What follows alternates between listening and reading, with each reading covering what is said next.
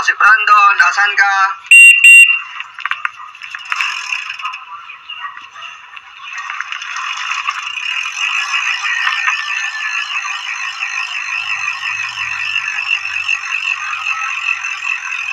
Tara na, ito si Brandon, padyak na. Yan, magandang araw po sa ating lahat. Muling napapanood si Noboy. Yan, sa ngayon, kasalukuyan na kami pumapalit ito si Brandon at maaga rin kaming papasok ngayon sa eskwela. Namiss kong pumasok din, pumadyak ng maaga ito pala. Yan, tirin nyo naman ako. Yan, tirin nyo sa field. May kita yung mga tao-tao dyan. Mga yan, mga Filipino farmers po natin yan. Na kung saan sa ngayon kasi ongoing yung pagpipitas po nila ng ng munggo. Yan, kung nakikita nyo pa po sila dyan. Yan. Hindi ko alam kung kailan sila nag-umisang mamitas ng munggo, pero ongoing na po yung ongoing na po yung pamimitas nila, at yung iba kasalukuyang umaani.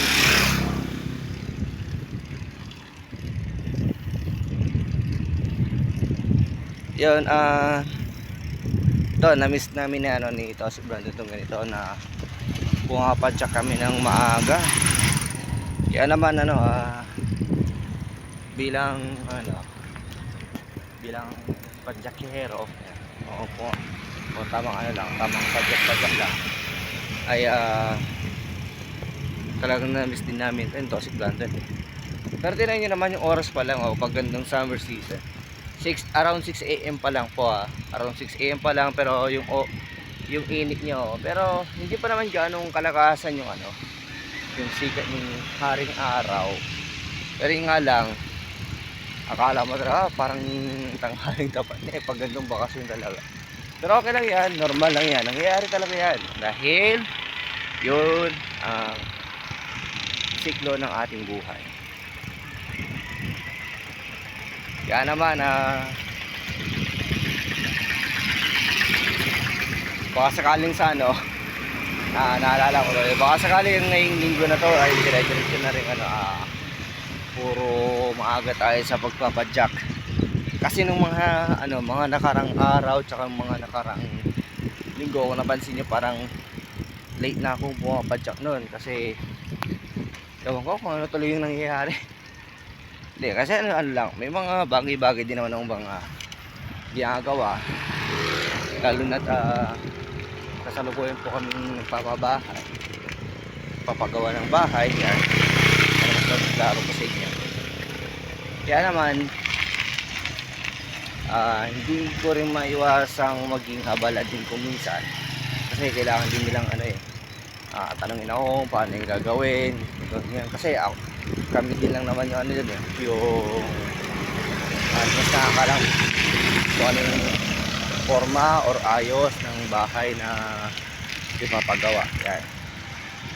Kaya naman eto, update na din pala para update na lang din. Hindi ko alam kung ilan pa yung eksaktong araw, 7 days ata or 8 days pa yung pasok namin. Pero ito na rin siguro yung huling linggo na magkakasama kami ng mga kaklase ko. Pero ganun pa man, kung ito na yung yung huling linggo, sana ay grabe naman, parang nakakalula tuloy isipin. Yan. Pero ganun pa man, kung ito na yung huling linggo, ay tanggapin na natin yan. Diyan na yan yan na talaga yung yung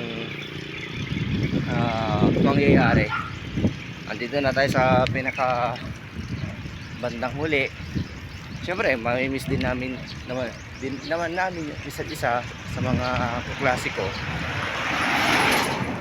Talagang mamimiss din namin yung mga banding namin, kulilitan, mga ganyan. Pero syempre higit lalo na sa sa mga aral na natutunan namin. Kaya naman susulitin na natin to. Yan.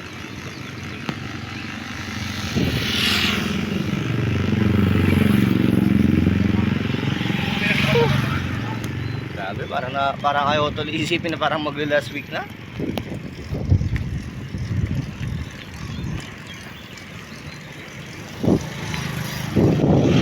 Okay, sige, di bale, dito na lang po, i-end ko na lang po dito yung video ko ngayon. And thank you so much po sa mga patuloy na sumusuporta at